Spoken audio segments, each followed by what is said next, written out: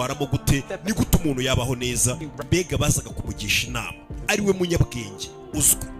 Uwo mugabo yari icyamamare muri iyo karitsiye, ku buryo umuntu wese babazaga bavuga ati umuntu wamamaye ufite izina rikomeye n'uriya mugabo. Gusa nanone ngo uwo mugabo nubwo yari icyamamare cyangwa se abantu bari bazi ko afite ubwenge bwinshi cyane, ngo yicishaga bugufi cyane ndetse agakomeza ativanga mu bintu byinshi. Ari umugabo utuje w'inyangamugayo, ngo yari umugabo wiyoroshya ku buryo yashakaga buri gihe guhura n'abantu bafite ibitekerezo bishya, bakizamuka bafite ibitekerezo, kugira ngo abashe nabo kumva ibyo batekereza cyangwa se ibyo bashobora kuba bashyira hanze.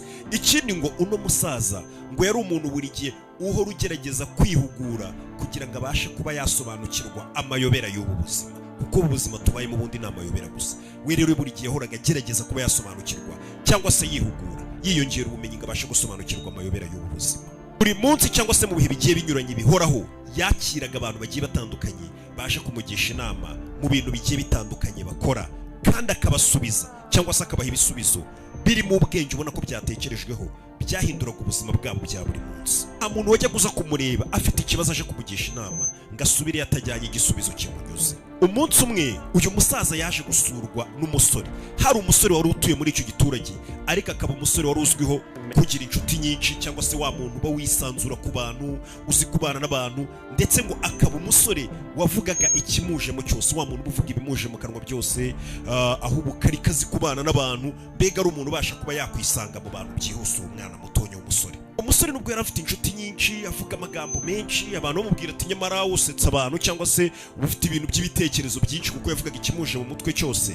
Ariko we mu by'ukuri iyo yicaraga yumvaga hari ikintu ngabura mu mutwe we, akumva hari ikintu abura nawe ataramenya icyo ari cyo, akumva ntabwo ubumenyi afite buhagije. Uwo musore yaje kwigira inama, reka njye kureba wa musaza wo mu giturage cyacu bahora bavuga ngo afite ubwenge. Umwana akigera kuri wa musaza, umusaza bamaranye amasaha make, arabanza aramureba, areba ukuntu umwana avuga ibintu byinshi, aramureba neza, aramusoma, arangije aramubwira ati ngiye kugusaba ko wakora ikintu nimba ukeneye ko nkugira inama, ndaguha nanjye ikintu kimeze nk'ikizamini. Umusaza yaramubwiye ati nimba ushaka nkugira inama cyangwa se nkubwire ibintu byafasha ubuzima bwawe guhinduka, ndagusaba ko umara iminsi 7 utavuga. Ugenda umara iminsi 7 utavuga, ariko turi kumwe ube hano iwanjye umara iminsi 7 utavuga. Kubw'iyo mpamvu muri iyo minsi 7 buri munsi nuzajya umara utavuze, nzajya nkubwira ikintu, nzajya nkugira inama cyangwa se nkubwire kimwe mu bisubizo by'ibibazo wazahura nabyo muri ubu buzima, ariko ari uko uwo munsi wawe umaze utari kuvuga. Umunsi wa mbere umaze kugera umwana yawumaze atavuga. Mu gitondo cyaho nibwo umusaza rero yavuze ati ubwo watsinze ikizamini reka ngire icyo mubwira. Umusaza ijambo rya mbere yabwiye umwana w'umusore aramubwiye ngo ibintu ngiye kukubwira hano by'ubwenge ntago ari amagambo nkeneye kuzajya nawe wirirwa ugenda ubwira abandi bantu kugira ngo bumve ko ufite ibintu by'ubwenge muri wewe. Oya, ahubwo ndagira ngo bizakubere ukuri ku buzima bwawe, ugomba kubana nako ukagendera, apana kubifata nk'aho ari ibintu ugomba kujya kubwira abandi gusa. Niko yamubwiye.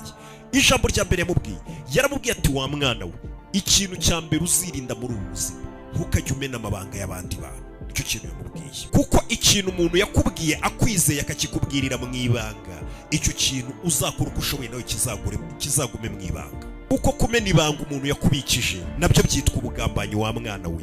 Ikindi byangiza umubano, yaba uwo muntu wakubikije ibanga ndetse nabo ngabo ugenda ubwira amabanga y'abandi bantu, nabo ubwabo umubano babana nawe, mbega babana nawe bakuzi ko nawe ushobora kumena amabanga yabo. Ntabwo bari umubano buriya wiyubashye. Umunsi wa mbere uburarangiye. Ku munsi wa kabiri umwana nawe umara atari kuvuga agitekereza kuri cya kintu bamubwiye yumva nicyo.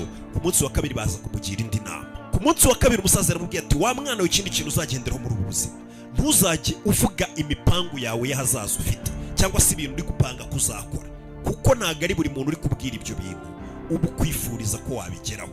Ibyo bintu turabigira hano, usanga umuntu wese ugize igitekerezo ugasanga abahuye bose, Imana igende gupanga gukora ibi, nakoraga ibi ariko ndashaka kubivugurura none ngashyiramo ibi, uzaba ureba ukuntu umwaka utaha nzaba ameze, ugasanga mbega imipangu yawe yose uri gutegura wirirwa uyibwira abantu. Ati abantu uhora ubwira iyo mipangu yawe y'ibyo wenda gukora cyangwa se gahunda y'iterambere yawe kuri panga ko yagendamo, ntabwo ari ko bakwifuriza ibyiza. Wa mwana uzamenye ko gukomeza uvuga ibyiza wenda kugeraho cyangwa se uri gupanga gukora bikurura imbogamizi utari wateganije, ku buryo ushobora no gushiduka ibyo wapanga gutabigezeho bitewe n'uko mubo wagiye ubibwira, harimo abagiye bakugambanira, harimo abagiye bagukumira cyangwa se bakaba banabikora mbere yawe. Uzajya ureka ibisubizo byavuye mu bikorwa byawe aba ari byo bizajya byivugira, cyangwa aba ari byo uzajya uganiriza abantu. ujye uganiriza abantu ati umwaka ushize narapanze rero gukora iki ngiki dore nakigezeho, aho kugira ngo ujye uvuga ngo uyu mwaka ndapanga gukoramo iki. Ahubwo abantu ujye ubabwira ibyavuye mu byo wari warapanze, ariko ntukababwire ibyo uri gupanga gukora. Ujye ubereka resultat, ubabwira ati wabonye bya bintu nari ndi gupanga buri umwaka ushize napanze gukora ibi, dore ibyavuyemo nibi. Babona ibisubizo, babwira ati dore yaruzuye, dore byagenze, ariko ntukababwire ko uri gupanga kuba wagira ibyo ukora. Bajye babibonera ku bisubizo, niyo utabivuga ibisubizo birivugira. Bakubaza ati biriya bintu bitangiye ryari? Umwana akona ko aragenda aragatekerezaho, aravuga ati ko kiri ni isomo umuntu akwiye kugenderaho mu buzima bwe. Bukeye bwaho nanone umwana yiriwe atavuze, umusaza ngombwa akamubwira indi nama ya gatatu. Ku munsi wa gatatu umusaza aramubwira ati wa mwana w'ikindi kintu uzirinda mu buzima bwawe, gukomeza ugenda ubwira abantu ibitagenda neza mu buzima bwawe, cyangwa se ngo abakugiriye nabi, abantu batari kugukorera ibyo mwumvikanye, cyangwa se mbega ibitari kugenda neza mu buzima bwawe, cyangwa se nimba hari abagukoshereje. Ntukajye ugenda buri munsi ubibwira abo muhuye bose, runaka yangiriye nabi, uyu yangiriye gutya, uyangiriye gutya, ibi ngibi twasezeranye ntibyagenze uku nuku. Ngo ibyo bintu ntukajye ugenda ubibwira buri muntu wese ubonye, ko ibyo ngibyo ni ugukwirakwiza ibitagenda neza, cyangwa se ni ugukwirakwiza negativity muri sosiyete. Ibyo ngibyo kandi ntabwo bijya bikemura ikibazo, cyangwa se ngo bikemure ikibazo bihereye mu muzi wacyo. Kuko ngo umuntu yakuye hari ibyo atagukoreye byakunejeje, ugenda ubwira abantu bose ngo uwo muntu ngo ntabwo ibyo ngibyo ngo bikemura ikibazo mu muzi. Ahubwo ngo ujye ushaka ukuntu mwakwiyunga, cyangwa se icyo kibazo mwakiyungaho mukagikemura. Ikindi wige kubabarira. Ibyo ngibyo ngo nibyo bizafasha ubuzima bwawe kugenda neza, aho kugira ngo ubuzima bwawe bugende bwigarurirwe no kubika inzika, cyangwa se bunigarurirwe n'uburozi bw'umujinya ubitse muri wewe. Buriya umujinya mwinshi muri weho ni uburozi uba ubitse muri wewe akanya kariko kose, bushobora kuba bwakwangiza wowe ubwawe. Niyo handi usanga umuntu afite umujinya umuntu kuko wakomeje kwibikamo iyo nzika n'urwango, ukanga kwita ku cyo kwiyunga no kubabarirana, ugasanga ejo murahuye umukubise nk'urushyi, bagufunze imyaka 7 ngo gukubita no gukomeretsa utuntu nk'utwo ngutwo, cyangwa se aranapfuye. Mbega ugasanga uwo mujinya ni uburozi ubwawe wewe wagiye ukibika muri weho mu mubiri wawe, aho kugira ngo urebe ukuntu wajya ukemura amakimbirane ufitanye n'abantu.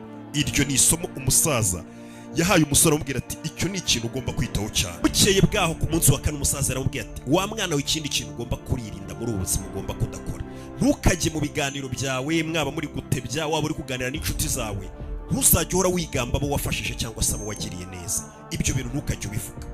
Kandi koko niko bigenda, usanga umuntu wese ahantu ari kuvuga ngo ba runaka narabafashije, uriya ninjye wamufashije, nahinduriye ubuzima uyu, nakoze ibi. Ati ibyo bintu ni ingeso mbi, ntabwo ugomba kubaho gutyo. Ni ikosa ugomba kwirinda mu buzima bwawe nimba guriki. Ngo urugendo uvuga ngo uyu waramufashije, wamugiriye neza. Ngo kuko ngo ubugira neza bwa nyabwo, cyangwa se igikorwa cy'ubugira neza bwa nyabwo, ntabwo kiba gikeneye amashyi y'abantu, cyangwa se ngo gikenere ko hari abantu bagomba kugusingiriza ko hari umuntu wagiriye neza. Ngo ntabwo ari izo nyungu ubundi z'igikorwa cyiza cyanyacyo kivuye ku mutima, ahubwo ngo inyungu ya nyayo iva mu kugira neza. We nimba waragiriye umuntu neza, uba ugomba kunyurwa no kubona uwo muntu ko kameze neza, cyane nimba ari igikorwa cyiza wakoreye umuntu, ukanyurwa n'uko icyo gikorwa cyagenze neza, hari uwo wagiriye neza. Iyi ikaba ariyo nyiturano yawe, aho kugira ngo buri munsi wumve ko inyiturano yawe nimba waragiriye umuntu neza ari uko wajya ucana ubabwira ngo ariko mwabonye ko ari n'umuntu uherutse kugirira neza, ejo bundi mwabonye abona afashije, abona ahinduriye ubuzima.